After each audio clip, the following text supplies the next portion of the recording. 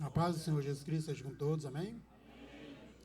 Graças a Deus, Deus quer abençoar todos nós essa noite, para que a palavra de Deus ela fique guardada dentro de cada um de nós, amém, irmãos?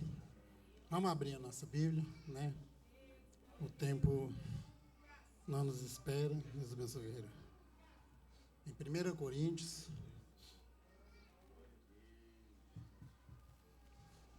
primeira carta aos Coríntios, louvado seja Deus.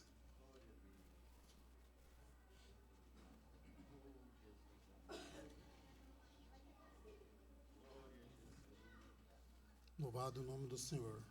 Capítulo 15.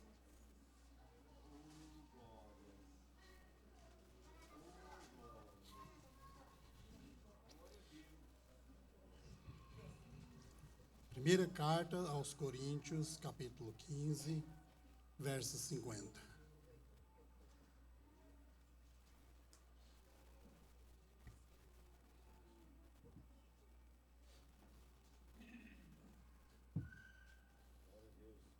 Louvado seja o nome do Senhor. A partir dos versos 50. 1 Coríntios 15, 50, diz assim: Porém, isto digo, irmãos,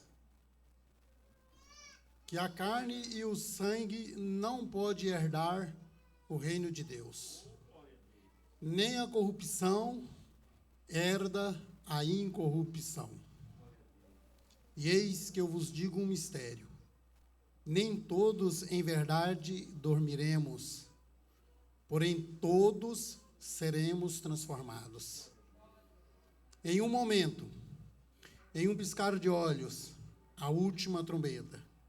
Porque a trombeta soará e os mortos ressuscitarão incorruptíveis, e nós seremos transformados. Porque é necessário que este corpo corruptível vista a incorrupção, e este corpo mortal vista a imortalidade. E quando este corpo se vestir da incorrupção, e este corpo mortal se vestir da imortalidade, então se cumprirá a palavra que está escrita: na vitória a morte é engolida. Amém? Louvado seja Deus. Deus abençoe. Os irmãos podem se sentar, né? Louvado seja o nome do Senhor. E através desse texto, né? E através do tema que os irmãos colocaram aí sobre preparar para o Senhor, porque o Senhor está voltando, né? Todo mundo sabe que o Senhor está voltando, louvado seja Deus. Então nós temos que estar preparados. E falando nisso, é muito interessante o que o apóstolo Paulo ele começa explicando para os irmãos, após ele explicar sobre ressurreição, ele dizer que carne e sangue não pode herdar o reino de Deus. Carne e sangue. E é por aqui que nós começamos a entender o porquê que o Senhor diz: sede santos, porque eu sou santo. Por que ele requer a santidade? Porque Deus quer que todos os seus herdam o reino de Deus. Todos tenham herança. Foi para isso que ele veio. Foi para isso que ele entregou a sua própria vida. Foi para isso que ele chamou. Foi para isso que ele nos resgatou. Para que todos tomem parte da herança que está prometida para todos os salvos. Para todos os seus. Para todos os que derem atenção à voz de Deus. Porque Deus não faz acepção, né, de pessoas. Então Paulo começa explicando isso aqui. E eu estava até um pouco em guerra, porque eu vejo que está assim, viu, pastor? Tipo como que em festa, os irmãos festejando, glorificando, adorando e buscando a Deus e pondo assim para ficar o culto quente, fervoroso, né, em ritmo de festa, de alegria. e eu me ater num texto muito forte, que diz que a carne e o sangue não vai herdar o reino de Deus. Um alerta para a igreja andar em santidade, para a igreja buscar a santidade do Senhor, para a igreja se ater à palavra de Deus fortemente e reconhecer que os dias são maus, os dias são difíceis e é necessário mais esforço da parte do povo de Deus para poder estar enquadrado na palavra. Carne e sangue, é isso que nós somos. Carne e sangue, todos nós somos de carne e de sangue. E o Paulo diz que isso não vai herdar o reino de Deus. Que carne e que sangue que não vai herdar o reino de Deus? É essa carne e é este corpo que aceita a corrupção, que aceita se corromper, que aceita o pecado, que deixa o pecado em si. O Paulo está dizendo que não pode herdar o reino de Deus. Tanto que no dia do arrebatamento, no momento do arrebatamento, para as pessoas que não morreram, o Paulo, quando ele diz que nós que ainda estamos vivos, ele inclui ele como a pessoa que poderia ser arrebatada naqueles dias. Então, o arrebatamento, ele não tinha uma visão do arrebatamento muito distante dos dias dele. Embora ele não tinha o tempo exato, ele não disse nenhum tempo determinado, mas ao incluir ele e os irmãos presentes, ele deixa bem claro que pode ser a qualquer momento, a partir do momento em que ele estava anunciando. Por isso que ele diz, eu conto um mistério. O mistério é algo oculto. E se ele está dizendo que é um mistério, é porque para ele também é um mistério. E se ele está dizendo que isso é um mistério, então quer me dizer que ninguém tinha ou tem autoridade de dizer que dia que vai acontecer esse mistério. Mas somente Deus, na sua presciência, ele já predeterminou o dia que ele vem buscar o seu povo. O dia que ele vai dar a transformação. Então, nós somos de carne e sangue, e estamos num corpo corruptível, mas para que ele herde o reino de Deus, a Bíblia diz que num abrir e fechar de olhos, muito rápido, este corpo será transformado. Ele será transformado num corpo glorificado. Então, ele deixa de ser a carne e sangue natural e passa a fazer parte do corpo celestial, do corpo eterno, do corpo imortal que pode estar diante da presença de Deus.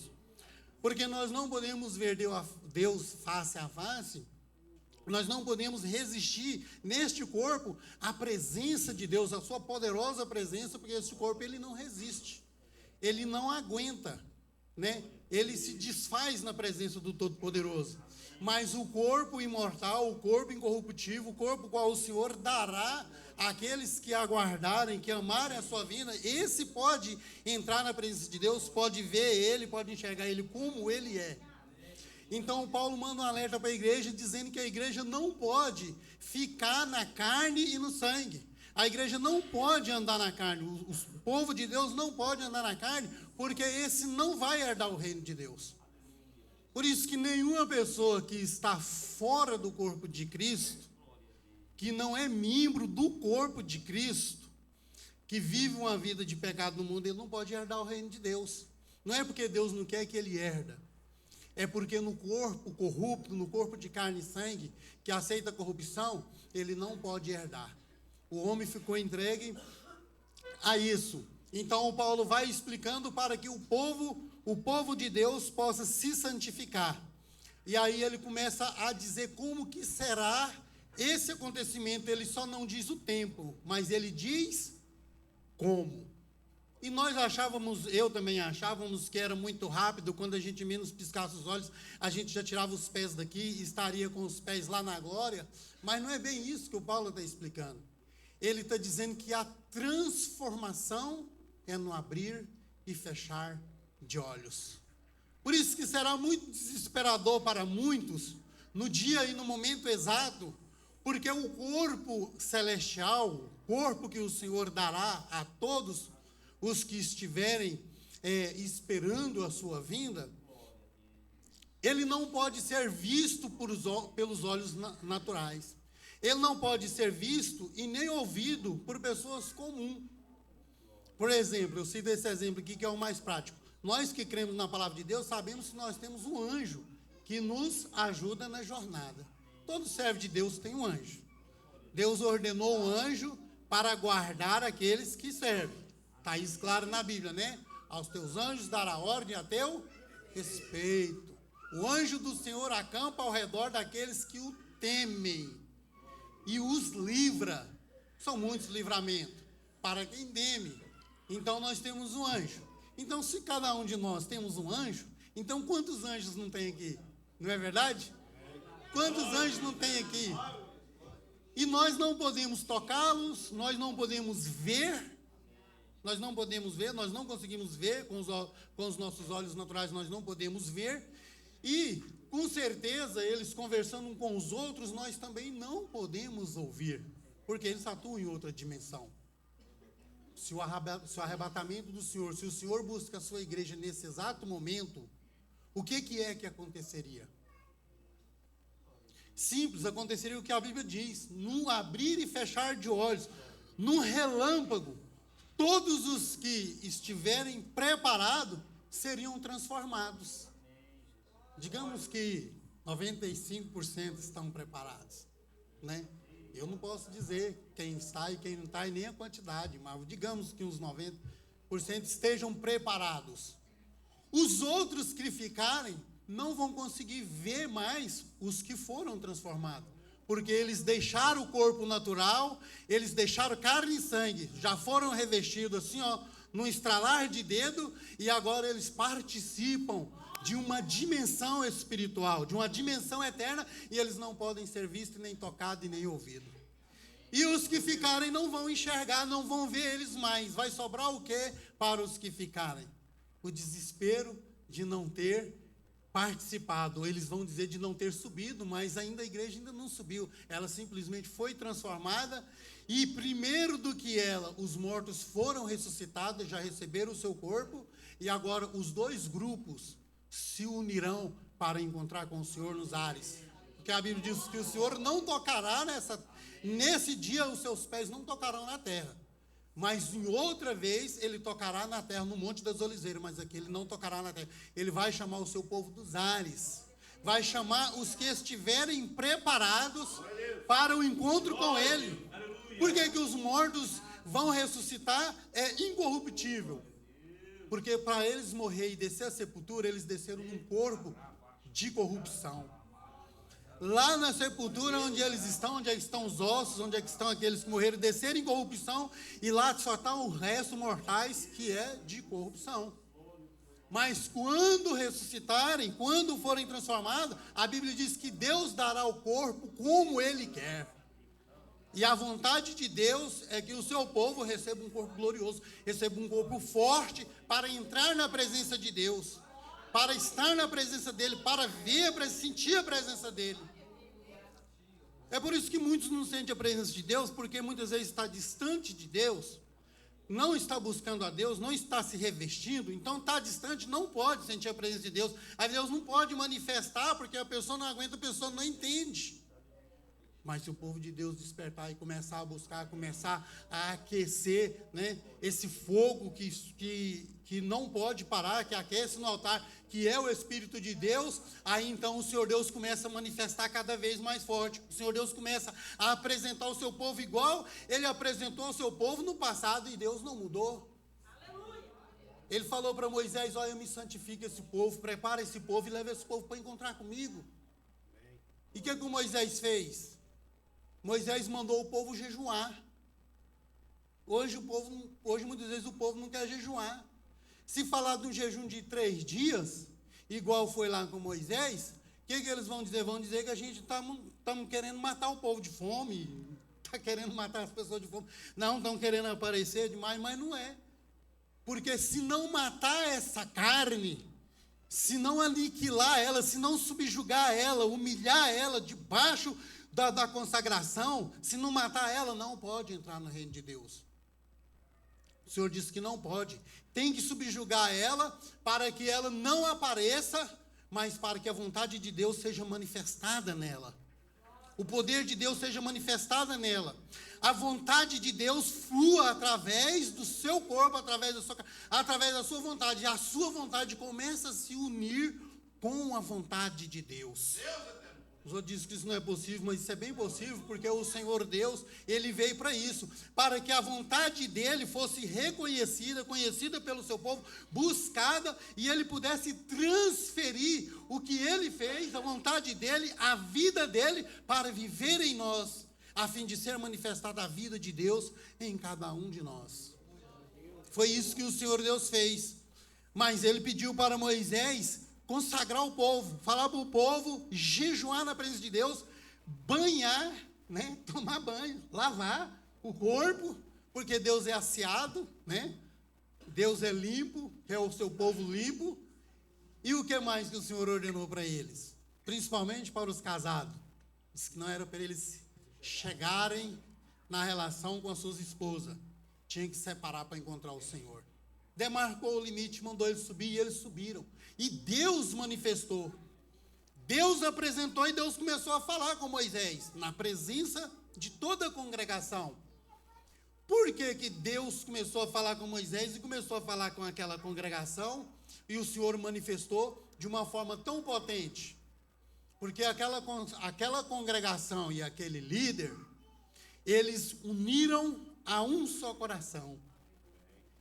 Eles uniram para fazer o que o Senhor queria que eles fizessem.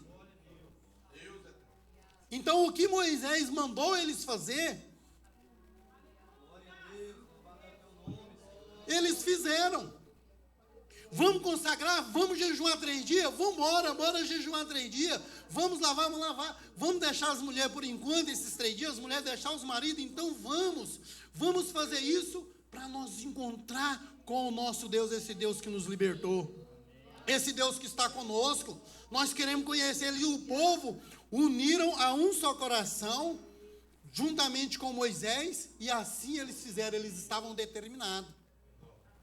Aí o resultado foi, o Senhor começou a falar com Moisés começou a perguntar, e Deus começou a responder. Só que a Bíblia diz que a voz de Deus é potente, a voz de Deus é como a trombeta, é como um trovão, a voz de Deus é muito forte. E Deus começou a querer revelar ao povo que Ele não era um Deus fraco, não. Porque você imagina se Deus lá do monte começa a falar assim: fala aí, Moisés, eu vou falar com você. Aí Moisés: ô Senhor, fala isso. Não, meu filho, é assim, é assim. O povo vai falar: mas que Deus esquisito é esse? A vozinha dele, não. Então o Senhor começou a revelar para aquele povo que eles poderiam ir naquele deserto, porque eles tinham um Deus potente. Que a voz dele era poderosa, era forte, que causava temor, medo, que poderia confiar que se ele levantasse para falar, as nações iam se encurvar. Então Deus começou a falar, Moisés falava e Deus respondia alto, potente, e o povo foi ficando contente com aquela coisa, mas por fim o Senhor falava mais alto ainda, falava mais potente, ao ponto do povo começar a tremer de medo. Porque a Bíblia que diz que diante do Senhor, o povo teme e treme da presença dEle. Então a presença falada, poderosa de Deus, é para estremecer o interior daqueles que buscam, daqueles que clamam na tua presença, que deseja ver a presença dEle como Ele é, que deseja ver Ele manifestar igual manifestou no monte, com fogo que até o monte tremeu. Um Deus poderoso, um Deus que você pode confiar, um Deus que te ajuda, que te dá ousadia para você seguir e não temer nada neste mundo. Ele não falou só para assombrar, foi para impor o temor, e o tremor naquela nação, que ela chegou a recuar, ela não pôde resistir à voz de Deus. Mas a prova de que eles estavam unidos em um só coração, que ele falou: Moisés, não fala Deus conosco, que nós vamos morrer, mas você fala com o Senhor fala com você, e tudo que você falar, que o Senhor mandar, nós iremos obedecer. É por isso que eu não queria me ater ao versículo, eu estava ali orando, falei: Senhor, mas está em ritmo de festa, eu vou me ater a um versículo de corrupção. Porque muitas vezes o Senhor usa os teus servos para poder unir, mas muitos não querem dar ouvido a tudo que o Senhor fala através dos seus, para obedecer a um só coração. Senhor não manifesta muitas vezes como Ele precisa manifestar, como o povo precisa ver a tua glória. Porque a exigência de Deus, que antes de você ver a face dele, antes de você escutar ele falar, antes dele se manifestar, você primeiro tem que preparar para encontrar com ele. Não é de qualquer maneira que vai encontrar com ele. Você tem que preparar com jejum e oração e obediência à palavra. Aí o Senhor irá manifestar fortemente, poderosamente, e não haverá mal que não vai cair. Não haverá nada escondido que não seja revelado. Não haverá fraco que não seja fortalecido. Não haverá profeta que ficará com a boca fechada, porque o Senhor falará fortemente e poderosamente.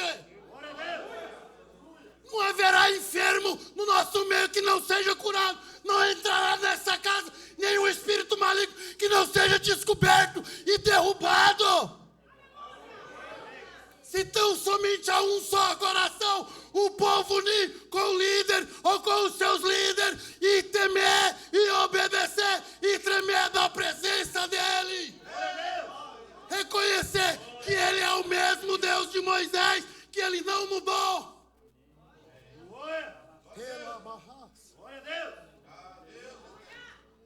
Por isso que eu estou dizendo que carne e sangue não herda.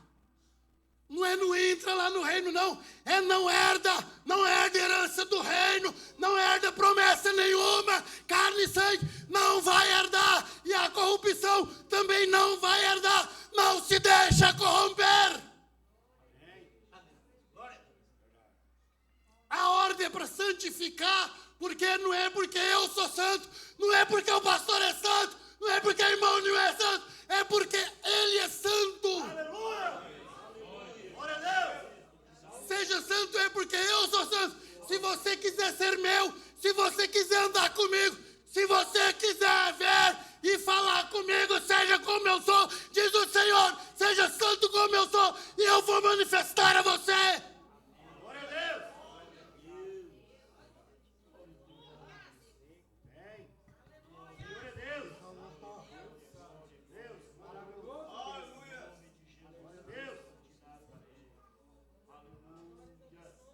Aleluia! Então, para que ater a um texto? Porque simplesmente, muitas vezes, a gente entra na presença de Deus e você não se importa com o seu pecado. Você não se importa se você falou mal do irmão, se você falou mal da irmã ou até do pastor. Entendeu? Você não se importa como está indo sua vida, se você é um negligente, é um imprudente, não ora, no jejum, não faz nada para si próprio. Na presença de Deus, não se importa. O pecado vai entrando e você bebe iniquidade igual água. E não se importa. Mas Deus não faz vista grossa. O pastor faz, eu faço, você faz, muitos faz, mas Deus não faz. Deus não faz. A primeira coisa que um pecador tem que entrar na presença de Deus, seja ele crente ou não, é com conserto. É humilhando, consertando e pedindo a Deus perdão pelos seus pecados. Não é Deus me ama, não é Deus me ajuda, não é Deus me leva, não é Deus vai fazer isso, não. Porque não vai. Ele disse que não vai herdar. Não é a minha palavra, é a dele. Quando ele diz que não vai herdar, ele está dizendo não tem herança no meio da corrupção, no pecado não tem herança, não terá herança para nenhum que estiver em corrupção. Não tem herança, é a palavra.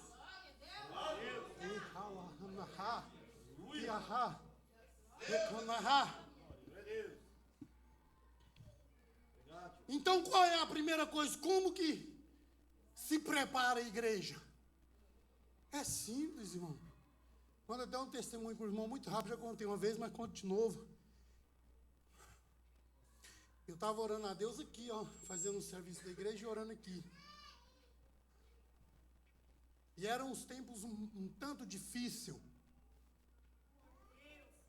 Que a Bíblia diz que nós, nesse mundo teremos aflições, e ela se cumpre, porque o Senhor Deus sabe o que está falando, Ele sabe que ia ter.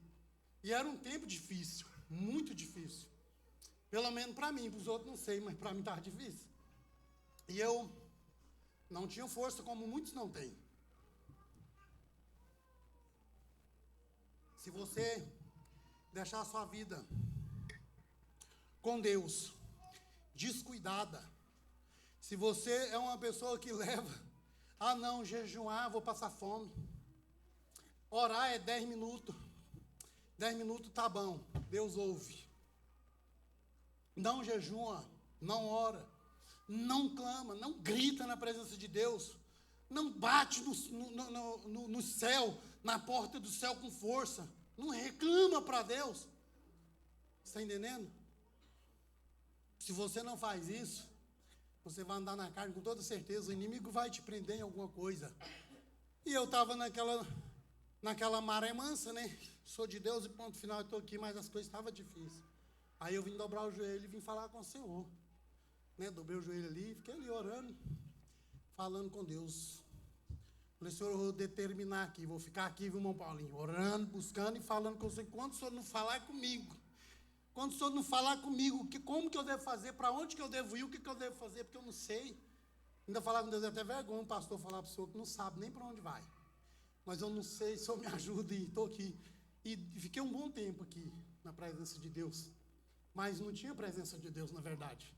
Porque tem a presença de Deus, aqui tem a presença de Deus, mas se você estiver desconectado, você não sente. Ele não se manifesta a você. Até que passou muito tempo, um bom tempo, e aí eu não recebi nada. Aí eu cansei, não dava conta mais ficar de joelho. Pensei, gente, estou aqui precisando para poder sair daqui, saber para onde eu vou. Era só ir para minha casa, eu sei onde é que eu moro. Mas, e nada, Deus não falou nada. Vai e fica na carne que Deus não vai falar nada. Aí eu dei uma de doido. Falei, então, se eu não dou conta de ficar de joelho, não tem mais o que falar, o senhor vai ter que aguentar o senhor ficar aí do lado e eu de cá. E eu não vou falar nada e vou ficar aí, enquanto o senhor não falar comigo. E fiquei lá. Passou um bom tempo. E você sabe o que o senhor falou? Nada. E já era muito tempo para as minhas orações que não era nada, era pouquinha. Então o que eu vou fazer? Eu vou me levantar daqui e vou embora, porque eu estou fazendo um papel de bobo aqui, ainda estou perturbando o Senhor. Além de eu perturbar eu mesmo, eu estou perturbando o Senhor. Parar com esse negócio. Tem um montão de serviço para fazer o trem atrasado, e eu fui fazer o serviço. Deixar disso. Vou ficar aqui até o Senhor não vai falar mesmo, ele vai... Com a paciência que Deus tem, e ele fica aqui uma semana e eu já era, vou embora. Na hora que eu levantei, entrei ali na secretaria, sentei para fazer o serviço, o Senhor falou assim, meu servo, a direção, você está pedindo direção a Deus? Senhor, eu quero uma direção. Eu não sei para onde eu vou, não sei o que eu faço. Me santifica tudo. Boa direção, não é? A primeira direção que Deus vai dar para qualquer um que estiver descuidado, ou que estiver no pecado, ou que estiver de qualquer maneira na presença dele, começa a entrar na minha presença, se prepara, começa a santificar, começa a buscar, começa a orar, começa a retirar todo o mal, começa a retirar todo o embaraço, que a manifestação, a presença de Deus trará a direção. A presença de Deus vai iluminar o caminho. É a palavra dele viva, não é a palavra dele escrita, é a palavra dele viva, que a Bíblia diz que a palavra de Deus ela é espírito e vida. Quando você começa a obedecer a palavra de Deus, o que vai parar dentro de você é o Espírito e a vida de Deus. E aí vai cumprir o que está escrito em Salmo, lâmpada para os meus pés e luz para os meus caminhos. É a tua palavra, porque ela estará dentro de você, Espírito e vida te direcionando. É a direção de Deus, mas muitos não entendem. Muitos querem que Deus fala, vai para lá, vai, e se Deus não ir com você? Então, aonde nós irmos, Deus tem que ir conosco, dentro de nós. Dentro de nós. E Deus, Ele só vai dentro de nós por um meio. Está bem claro na palavra. Quando ele falou para Samuel: tenho tanto eu prazer em sacrifício do que em obedecer a minha palavra. Foi o que ele disse para Samuel acerca de Saul. Eu não tenho prazer nos sacrifícios, nenhum sacrifício para mim tem valor se não tiver obediência à minha palavra. Se não tiver disposição em obedecer, é sacrifício de tolo. Está orando sem obedecer? Eu vou orar, mas não, está orando sem obedecer? Vem orar, vem fazer sacrifício de tolo. Está orando no pecado, não quer deixar o pecado não, está orando, está servindo a Deus, está participando de ceia, está comendo pão, está bebendo vinho, está ouvindo o culto, está cantando, está pregando, está fazendo tudo, não quer obedecer não, está no pecado, vem fazer seu sacrifício de tolo. Faz seu sacrifício de tolo. Porque Deus dos céus, Ele está vindo todos nós, e o que Ele quer para um, Ele quer para todos. Só porque a santidade dele é tremenda, ele é santo em si mesmo. E ele não suporta o pecado.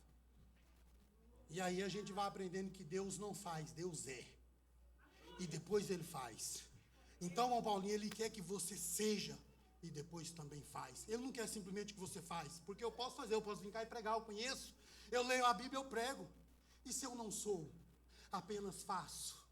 Você pode vir para o culto e você pode ser um crente, porque você vem, você tem uma atividade, você ora, você jejua, você tem uma atividade, mas e se você não é?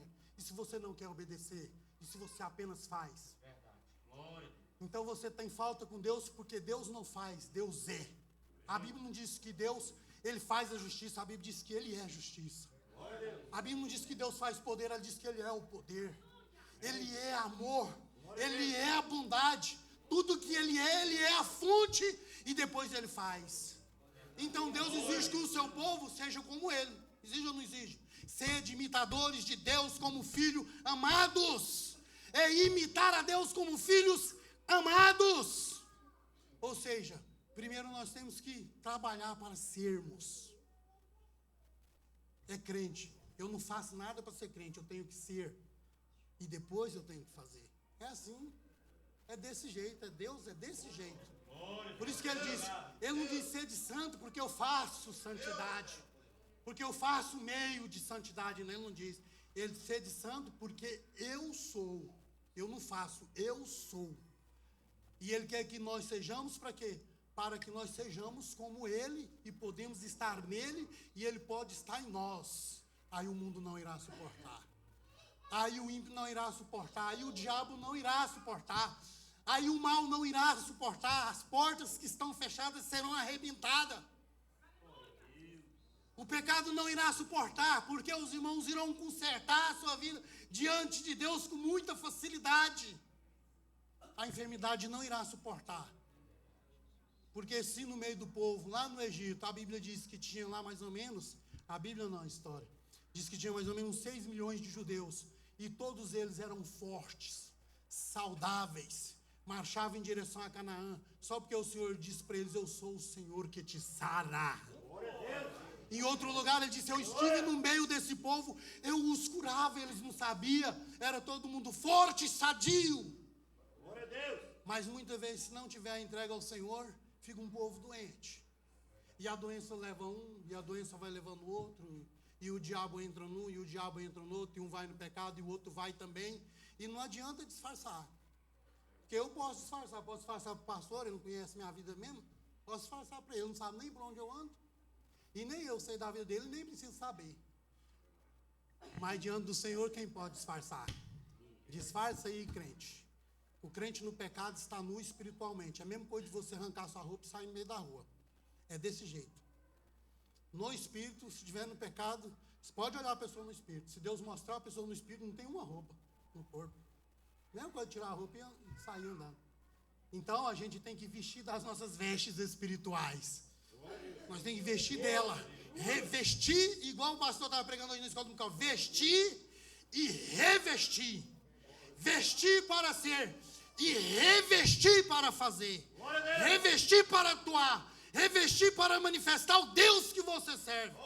para mostrar lá fora, em qualquer lugar, que o Deus que você serve é vivo, é atuante, está ativo, porque você também está ativo. É assim que Deus se mostra através de você, é assim que Deus mostrou no passado através dos seus servos, é assim que Deus mostra através dos seus hoje, porque a Bíblia é muito clara sobre isso. Eu sou o Senhor e não mudo. Não mudo. Então Deus não muda. Ele é o mesmo Deus. Amém? Deus abençoe. Eu agradeço a oportunidade. Amém. As palmas para Jesus. Deus abençoe, pastor.